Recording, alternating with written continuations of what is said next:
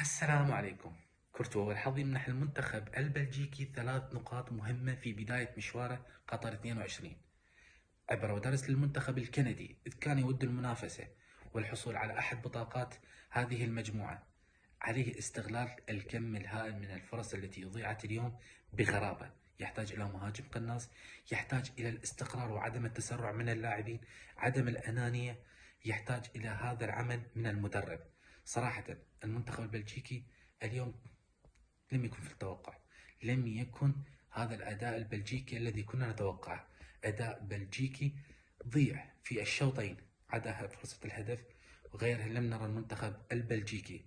صراحة المنتخب الكندي قدم مباراة كبيرة جدا، لكن لم يكن الحظ اليوم في جانبه. فيحتاج إلى مهاجم قناص، مهاجم يترجم هذه الفرص إلى أهداف تسعى في المنتخب الكندي إلى البطاقة الثانية. صراحة مباراة جدا جميلة، استمتعنا بها جميعا ونتمنى التوفيق للمنتخبين.